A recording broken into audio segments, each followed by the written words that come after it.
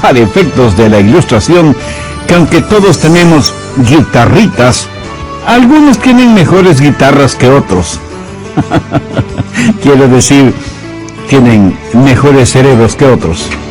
Bienvenidos a El Amor que Vale. Soy Andrés García Vigio y les agradezco su amistad y sintonía. Hoy, el Dr. Adrian Rogers, en la voz del pastor Lenín de Llanón, inicia su estudio bíblico, La batalla por la mente. Tenga la bondad de buscar la segunda epístola a los Corintios, capítulo 10. Hoy hablaremos de la batalla por nuestra mente, porque esta es una batalla que todos estamos peleando y es importantísima. ¿Se ha dado cuenta que algunas de nuestras batallas son realmente tontas? Escuché de un hombre que se puso a dieta tratando de perder peso, pero en su camino hacia el trabajo había una cafetería, y él pensó cuán bueno sería tomarse un cafecito con un rico pan de dulce. Y pensó, si encuentro un estacionamiento vacío frente a la cafetería, entro. Y así lo hizo. Después de manejar como 10 veces frente a la cafetería, hubo un estacionamiento vacío. Todos en mayor o menor grado tenemos esa clase de batallas, ¿verdad? Pero hay una batalla que es mucho más siniestra y mortal. Es la batalla por la mente. Esta batalla es entre Dios y Satanás. Y el campo de batalla es nuestra mente, nuestra alma. Y todos quienes somos cristianos estamos en medio de esta batalla. Busque 2 Corintios 10, los versos del 3 al 5. Pues aunque estamos en la carne, no militamos según la carne. Porque las armas de nuestra milicia no son carnales, sino poderosos en Dios para la destrucción de fortalezas, derribando argumentos y toda altivez que se levanta contra el conocimiento de Dios, y llevando cautivo todo pensamiento a la obediencia a Cristo. Toda vez que esta batalla es real, este mensaje no solo que es de advertencia, sino también un llamado a las armas. Pero también deseo que sea de ánimo, porque cuando usted nace de nuevo, nace para ganar. Dios no le salva para que viva una vida derrotada. Pablo dijo, mas a Dios gracias, el cual nos lleva siempre en triunfo en Cristo Jesús. El plan de Dios para cada uno de sus hijos es de triunfo y de victoria en nuestras mentes. Quiero destacar 3 puntos en esta batalla por nuestra mente. Primero, las armas de nuestro enemigo. Veamos nuevamente el verso 4. Porque las armas de nuestra milicia no son carnales, sino poderosas en Dios para la destrucción de fortalezas. Ahora, ¿quiénes son los participantes en esta guerra? ¿Quién ha declarado la guerra contra su mente, contra su alma? Nuestro enemigo no lo podemos ver física o carnalmente. Busque Efesios 6:12. Porque no tenemos lucha contra carne y sangre, sino contra principados, contra potestades, contra los gobernadores de las tinieblas en las regiones celestes. El diablo se ha ubicado en lugares estratégicos para hacerle la guerra a usted, y cuenta con una multitud de demonios para ese propósito. Son invisibles y están dedicados a la destrucción de su vida mental, dirigidos y bajo la autoridad del príncipe de las tinieblas que es Satanás. ¿Cuál es el trofeo en esta guerra? ¿Cuál es el campo de batalla? Veamos el verso 5. Derribando argumentos y toda altivez que se levanta contra el conocimiento de Dios, y llevando cautivo todo pensamiento a la obediencia a Cristo. Ahí lo tiene. Argumentos, conocimientos, pensamientos, como elementos de esta guerra por la posesión de su mente. Satanás quiere conquistarla para poder controlarle a usted y luchar contra Dios. Hay una diferencia entre su mente y su cerebro. Los psicólogos del comportamiento no reconocen esa diferencia, pero la Biblia ve esa diferencia en forma muy clara. Su mente no es la que piensa, sino su cerebro, y la relación entre mente y cerebro es la misma que existe entre un guitarrista y su guitarra. El guitarrista utiliza la guitarra para expresarse por medio de la música.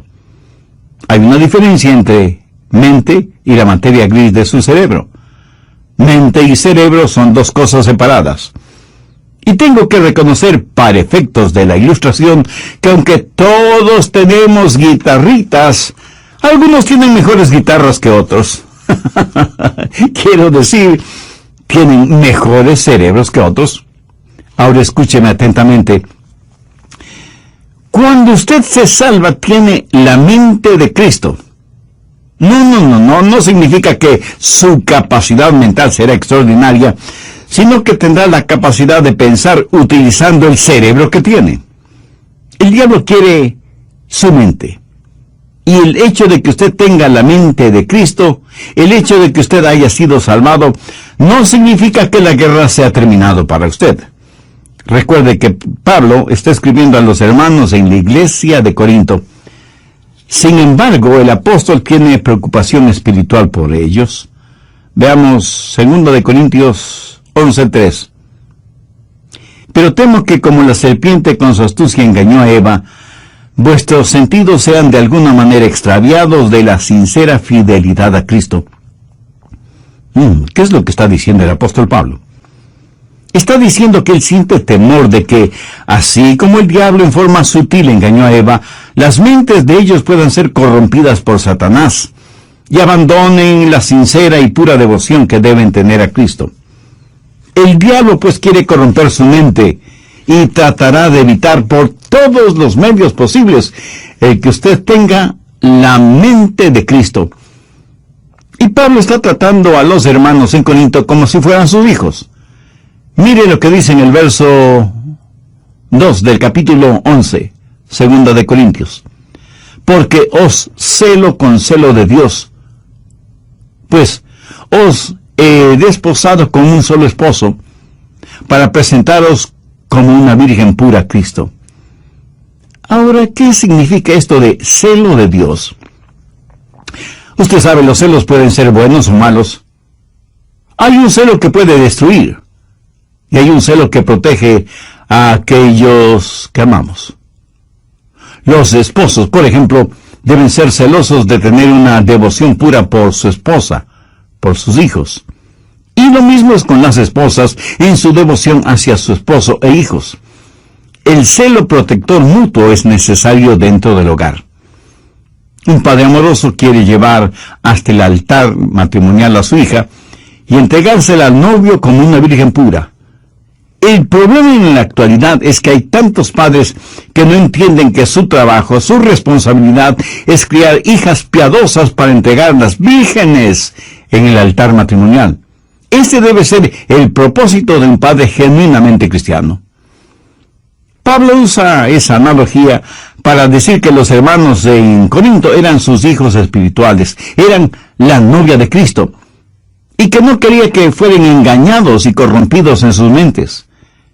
Prácticamente les está diciendo, cuando les presenten las bodas del Cordero, quiero que sean como una virgen casta y pura para el Señor. Tristemente tengo que reconocer que no hay suficiente pureza en las iglesias en nuestros días. Tal parece que las novias han perdido la capacidad de sonrojarse frente a las cosas impuras. La iglesia necesita recobrar la virtud de la pureza. Leí la historia de un hombre que vivió en Londres hace muchos años. Se le conocía simplemente como el señor Betts. Tenía un almacén de música. Un día un hombre vestido con harapos entró en el almacén y le dijo, necesito algo para comer. Por favor, quisiera comprar mi violín. El señor Betts le dijo que ya tenía muchos violines. Pero el harapiento insistió, es que estoy verdaderamente necesitado. Por favor, cómpreme el violín. El señor Betts le compró el violín, por lo que en Londres hubiera sido el equivalente de $5. El hombre tomó el dinero, lo guardó en sus harapientas ropas y se fue. El señor Betts, que era músico, puso el violín bajo su quijada y empezó a tocar. Armoniosas y resonantes notas salieron de ese violín. El señor Betts se sorprendió de la calidad del sonido del violín y con la ayuda de una vela trató de ver su interior y pudo distinguir dos palabras: Antonio Stradivarius. Y se dio cuenta que tenía un verdadero tesoro en sus manos. Y el hombre de Harapiento se lo había vendido por el equivalente de $5. El señor Betts era un hombre bueno y honesto. Salió a buscar al hombre harapiento, pero nunca lo encontró. Muchos años después, el señor Betts vendió ese violín por $5,000. En la actualidad, un violín Stradivarius cuesta una verdadera fortuna. Ahora haga la analogía. Algunos jóvenes se venden muy barato cuando permiten que sus cuerpos se conviertan en sucios objetos de placer sexual, en vez de cuidarse y guardarse para aquella persona con la cual se casará. Pablo dice, como un padre quiere proteger a su hija para presentársela pura a Cristo, así quiero protegerles a ustedes que forman la iglesia para que tengan una mente pura y una sincera devoción por Cristo. Mi amigo, hay una batalla por su mente. El diablo quiere poseer su mente porque sabe que si puede tenerla, puede corromperla, puede alejarle del Señor Jesucristo. Vivimos en un mundo que tiene una mente totalmente corrompida. Y recuerde que, de acuerdo a Génesis 6, Dios destruyó a toda una civilización porque todo designio de los pensamientos del corazón de ellos era de continuo solamente el mal. Por favor, busque Romanos 8:6. Porque el ocuparse de la carne es muerte, pero el ocuparse del Espíritu es vida y paz. Y en Proverbios 23:7 leemos, porque cuál es su pensamiento en su corazón, tal es él. O sea, la Biblia claramente enseña que necesitamos guardar, proteger nuestra mente. De paso, quiero decir algo para aquellos que pudieran estar cautivos en eso de la meditación trascendental. Eso es muy, pero muy peligroso. ¿Sabe lo que la meditación trascendental hace? Abre su mente para los espíritus diabólicos. A los practicantes de esta forma de ocultismo se les dice que deben entrar en un estado de meditación, a fin de hacer contacto con los espíritus. Mi amigo, eso es como irse por la noche a la cama, después de abrir todas las ventanas y todas las puertas, y esperar para ver qué o quién entra en su casa. Y usted dice, espero esta noche hacer contacto. Sí, a lo mejor hace contacto, pero con espíritus diabólicos. Su mente debe estar fija, firme en el Señor Jesucristo. El profeta Isaías dijo, tú guardarás en completa paz aquel cuyo pensamiento en ti persevera. El diablo quiere su mente para continuar con su guerra contra Dios. Y Dios quiere su mente porque es por medio de ella que Dios le habla, le alcanza. Busque Efesios 4, los versos 17 y 18. Recuerde que Pablo escribió esta carta a los hermanos creyentes y les dice, esto pues digo y requiero en el Señor, que ya no andéis como los otros gentiles, que andan en la vanidad de su mente, teniendo el entendimiento entenebrecido, ajenos a la vida de Dios, por la ignorancia que en ellos hay, por la dureza de su corazón. Cuando Dios se comunica con usted, lo hace a través de su mente. En la actualidad tenemos a personas que van a los servicios de adoración y ponen todo su énfasis en el emocionalismo. Permítame decir que Dios no se comunica por medio de sus emociones, porque las emociones son la parte más superficial de su naturaleza. La salvación es el trabajo profundo de Dios. La gente se emociona con el ritmo de la música, se les pone la piel de gallina y dicen que han tenido una experiencia con Dios, cuando la verdad es que solo han tenido un hipo emocional. Dios se comunica por medio de la mente, y no estoy hablando de un racionalismo o intelectualismo, hablo de que Dios se revela en su mente, y que Dios nos cambia empezando con nuestra mente. En Efesios 4:23 Pablo dice, y renovaos en el espíritu de vuestra mente. Ahora, ¿cómo Dios le renueva a usted? En el espíritu de su mente. Usted puede cambiar su forma de vivir, cambiando su forma de pensar. Por eso en Romanos 12:12 el apóstol dice, no os conforméis a este siglo, sino transformaos por medio de la renovación ¿de qué? De vuestro entendimiento. Y aquí la palabra entendimiento significa mente. O sea que Pablo está diciendo que debemos ser transformados por medio de nuestra manera de pensar. Dios se comunica con usted por medio de su mente. Dios le cambia por medio de su mente. Y Dios le controla por medio de su mente. Recuerde lo que dice Romanos 8:6. Porque el ocuparse de la carne es muerte, pero el ocuparse del espíritu es vida y paz. Dios nos controla cuando le permitimos que controle nuestra mente. Y eso es exactamente lo que quiere hacer Satanás, controlar nuestra mente para poder controlarnos a nosotros. Por lo tanto, la batalla por nuestra mente es real. Segundo, la debilidad de nuestra carne. Y es muy importante el entender esto. En nuestra propia carne, todos somos débiles. 2 Corintios 10:3 dice, pues aunque andamos en la carne, no militamos según la carne. En otras palabras, su carne, o sea, su estado natural, de ninguna manera tiene lo que se requiere para tener un proceso mental correcto. Y porque vivimos en la carne, todos tenemos problemas, desilusiones, enfermedades, todos experimentamos las cosas mundanas de la vida. Y no piense que porque usted es ya salvo, va a vivir en un planeta diferente, inmune a las realidades de la vida en la tierra. Algunas personas se encierran en monasterios pensando que así vivirán vidas santas. Se cuenta de un hombre que decidió entrar en un monasterio cuya regla principal era el silencio.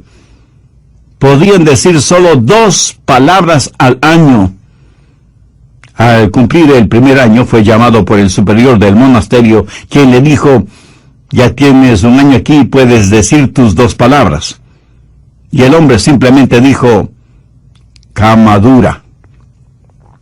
Después del segundo año, sus 2 palabras fueron, mala comida. Al tercer año, y frente a su superior, dijo, me voy. Y su superior le contestó, está muy bien que te vayas. Ni contra suegros, especialmente las suegras. La batalla de la mente es contra Satanás. Y usted nunca podrá ser más listo que el diablo. Él se burla de nuestros esquemas, ridiculiza nuestras organizaciones, y aunque muchas personas piensan que esta batalla puede ser ganada por medio de la educación, eso no es cierto. Ahora escúcheme, de ninguna manera yo estoy en contra de la educación. Pero si usted educa a una persona que no conoce al Señor Jesucristo, lo único que hará es tener una persona más peligrosa, porque seguirá siendo un diablo, pero bien educado. Antes de ser salvo, yo tuve un amigo que era alcohólico y asistió a varios programas para rehabilitarse, pero luego aceptó al Señor Jesucristo como su Salvador, y esto es lo que él me compartió. Yo asistí a esos programas sin conocer al Señor Jesucristo. Era un borracho consuetudinario, y de esos programas salí siendo todavía un borracho, pero ahora tenía educación. Lo ve, la educación no es la respuesta. Pero tampoco la legislación es la respuesta para la mente. Las armas de nuestra guerra no son carnales. ¿Cree usted que las leyes pueden controlar la forma de pensar de los seres humanos? En la actualidad estamos tratando de tener leyes para controlar lo que pensamos. La ley castigará toda manifestación de odio, verbal o físico. Sin embargo, ninguna legislación puede obligarnos a amarnos unos a otros, o a odiarnos unos a otros. Las leyes solo pueden restringir la maldad, pero no pueden impulsar la bondad. Así que ni la educación ni la legislación son la respuesta. El medio ambiente tampoco es la respuesta. Pablo dice que las armas de nuestra guerra no son carnales, y la educación, la legislación y el medio ambiente son métodos carnales. Esas son cosas que la gente puede hacer sin el Señor Jesucristo. ¿Cree que si usted tiene un mejor medio ambiente, eso cambiará su manera de pensar? Bueno, solo quiero que recuerde que Adán y Eva se metieron en problemas estando en el jardín del Edén. Y usted no puede pedir mejor medio ambiente que ese, ¿no le parece? Sin embargo, ellos fueron engañados porque Satanás manipuló sus mentes. En una institución mental estaban tratando de determinar si ciertos pacientes estaban listos para ser dados de alta. Los pusieron en un cuarto, abrieron las llaves del lavabo hasta que el agua se desbordó, les dieron unos trapeadores y les dijeron que debían limpiar el cuarto. Si ellos empezaban a usar los trapeadores sin cerrar las llaves del agua, no estaban listos para ser dados de alta. ¿Sabe que eso es lo que estamos haciendo en nuestra sociedad? Estamos tratando de limpiarla, sin cerrar el flujo de agua. El problema está en nuestra mente, porque como pensamos, así somos. Y es de la mente, del corazón, que salen los actos de nuestra vida. En Lucas 6:45 leemos: el hombre bueno del buen tesoro de su corazón saca lo bueno, y el hombre malo del mal tesoro de su corazón saca lo malo, porque de la abundancia del corazón habla la boca. Tercero, las armas de nuestra batalla. Segundo de Corintios 10:4, porque las armas de nuestra milicia no son carnales, sino poderosas en Dios para destrucción de fortalezas. En los días de Pablo había una batalla. En un extremo estaba Pablo, y en el otro extremo, el Imperio Romano. El Imperio Romano había estado en existencia por 700 años, y tenía privilegio y poder. Tenía sus legiones romanas, una poderosa fuerza naval, el Senado romano, la ley romana, y parecía que toda la maldad del imperio estaba atrincherada en Corinto, en las mentes y corazones de la gente. Todo esto en contra de Pablo, pequeño judío, pero con un corazón lleno de Jesús, declarando la guerra a toda esa maldad. ¿Quién ganaría esa pelea? Pablo. ¿Cómo? No con armas carnales. Pablo habla de fortalezas en el verso 4, y se refiere a armas que tácitamente son poderosas en Dios para la destrucción de fortalezas. Las murallas de esas fortalezas iban a ser derrumbadas. ¿Qué clase de resistencia hubo en los corazones y mentes de los corintios entonces y en la actualidad en nosotros? Arrogancia, ignorancia, desesperación. Todas estas son fortalezas de maldad. Y dentro de cada fortaleza, los demonios trabajan en la mente en forma muy organizada, movilizando los ejércitos infernales para hacer más fuerte la resistencia. Sin embargo, Pablo dice que esas murallas se desmoronarán. Y en el verso 5 menciona cosas muy importantes: derribando argumentos y toda altivez que se levanta contra el conocimiento de Dios, y llevando cautivo todo pensamiento a la obediencia a Cristo. Aquí está esa fortaleza con sus altas torres, y Pablo penetrará esa fortaleza para alcanzar a quienes están adentro. Pero durante ese proceso, Pablo dice que tendrá que destruir esa fortaleza. Ahora, ¿de qué está hablando el apóstol? No está hablando de inteligencia, sino de intelectualismo, de sofisticación mental. Pablo sabe que dentro de esas fortalezas hay personas que están cautivas, y él iba a capturar a esos cautivos para traer todo pensamiento cautivo que estaba secuestrado por Satanás a la libertad de la obediencia a Cristo.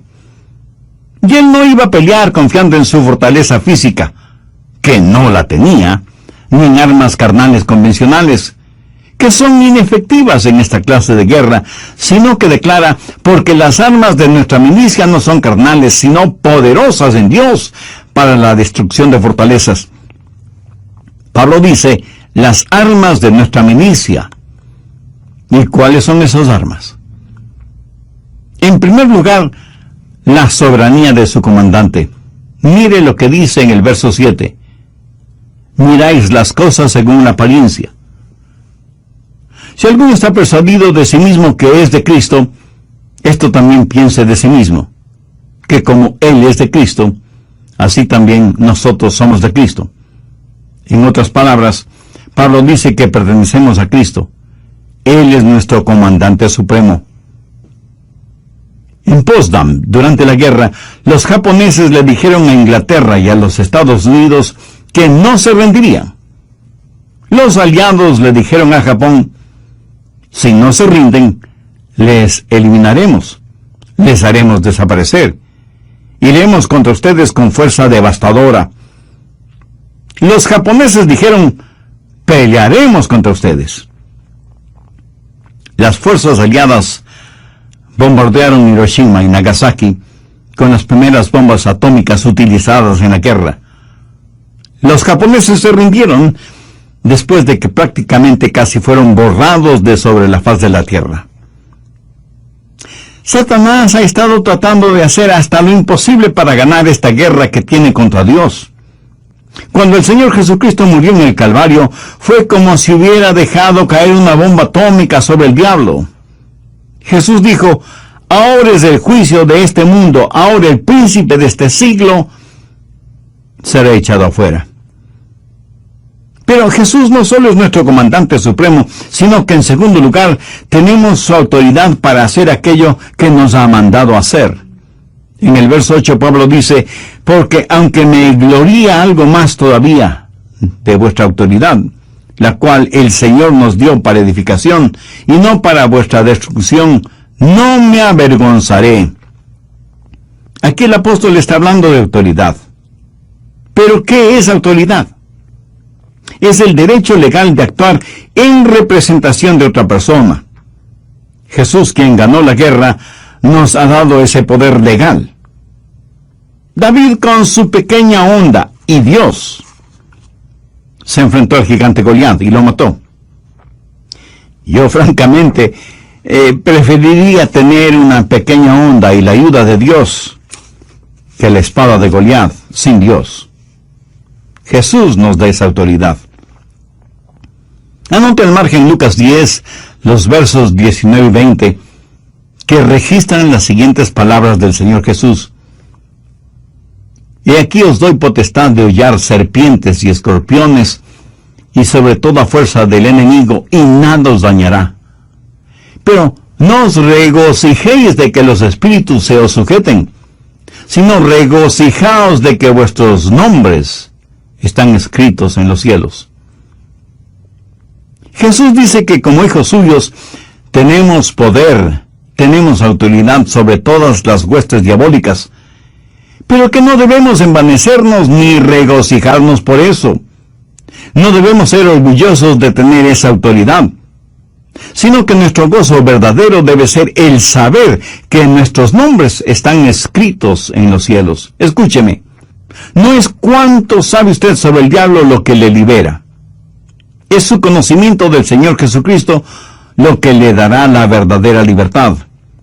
No hemos sido llamados a ser creyentes cazadores de fantasmas espirituales. La Biblia dice que debemos resistir al diablo, no que debemos cazarle. Así que no solo tenemos que entender, en primer lugar, que tenemos un soberano que es nuestro comandante, y en segundo lugar, que tenemos su autoridad para llevar a cabo sus órdenes, y en tercer lugar, que hay la certeza de nuestro valor, de nuestro coraje, de nuestra osadía espiritual. Veamos una vez más 2 Corintios 10, los versos del 8 al 11. Porque aunque me gloríe algo más todavía de vuestra autoridad, la cual el Señor nos dio para edificación y no para vuestra destrucción, no me avergonzaré. Para que no parezca como que os quiero amedrentar por cartas, Porque la verdad, dicen, las cartas son duras y fuertes, mas la presencia corporal débil y la palabra menospreciable. Eso tenga en cuenta tal persona, que así como somos en la palabra por cartas, estando ausentes, lo seremos también en hecho, estando presentes. ¿Qué motivó a Pablo a escribir estas palabras? Bien, veamos brevemente. Personas decían que Pablo siempre estaba escribiendo cartas duras y fuertes, pero que cuando él estaba presente, tenía más bien un carácter débil. Decían, el león no es tan feroz como lo pintan. Y Pablo tiene que asegurarles que tanto como era fuerte y duro en sus cartas, lo mismo sería en forma personal, cuando estuviera entre ellos. Pero les dice algo más, que pertenecía a Cristo, y que Cristo había ya ganado las batallas por él, que Cristo mismo le había dado autoridad, y que debido a esas circunstancias tenía el valor y el poder para ganar esta batalla de la mente. Por favor, escúcheme con atención. Lo que usted piense, eso es lo que será. Chuck Swindoll está en lo correcto cuando afirma que la actitud de una persona lo es todo. Una vez que usted ha recuperado la fortaleza de su mente, necesita de inmediato protegerla, resguardarla. En Proverbios 4:23 leemos, sobre toda cosa guardada, guarda tu corazón, porque de él mana la vida. En los aeropuertos de las más grandes ciudades metropolitanas del mundo, las medidas de seguridad son realmente impresionantes. Sensibles detectores metálicos avisan al personal correspondiente si usted tiene en sus bolsillos llaves, monedas o cualquier otro objeto metálico. Detectan anillos, aretes, collares, pulseras, relojes. Y en la actualidad las cámaras de rayos X pueden ver la totalidad del cuerpo humano, por si alguien trata de llevar oculto entre su ropa íntima algún objeto o sustancias prohibidos. A veces pienso que sería formidable el tener esos sofisticados detectores a la entrada de las iglesias para detectar el pecado. Pero si tal cosa fuera posible, estoy seguro que nadie quisiera entrar en las iglesias, ni siquiera sus pastores. En Filipenses 4:8 Pablo dice, por lo demás, hermanos, todo lo que es verdadero, todo lo honesto, todo lo justo, todo lo puro, todo lo amable, todo lo que es de buen nombre, si hay virtud alguna, si algo digno de alabanza, en esto pensad. Dios nos hizo de tal manera para que no podamos pensar en dos cosas distintas al mismo tiempo. Permítame explicar de esto. Si usted está pensando en algo que es bueno y correcto, de ninguna manera puede pensar al mismo tiempo en algo malo e incorrecto. Y usted no tiene que ser inteligentísimo para ver la lógica de esta declaración. Y aunque ya lo he mencionado varias veces, usted es lo que piensa. Proverbios 23:7 dice, porque cuál es su pensamiento en su corazón, tal es él. Proteja su mente. Tenga al Señor Jesús como el punto central de su mente. No permita que el diablo le robe la devoción de su corazón puro hacia el Señor Jesús.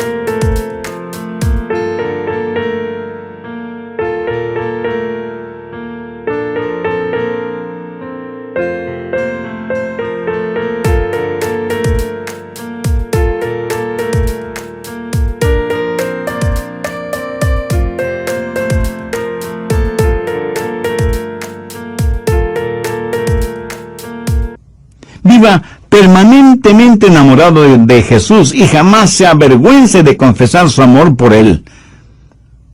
¿Se avergüenza usted de confesar su amor, de declarar su amor por la persona que verdaderamente ama? Estoy seguro que no.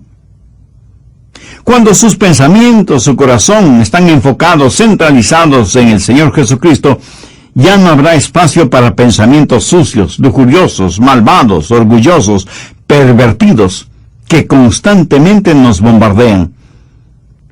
Y si alguien me pregunta, Pastor Rogers, ¿cómo empiezo todo ese proceso? Bueno, gracias por su honesta pregunta. Debo empezar diciéndole lo siguiente. Comience entregando su corazón a Jesucristo.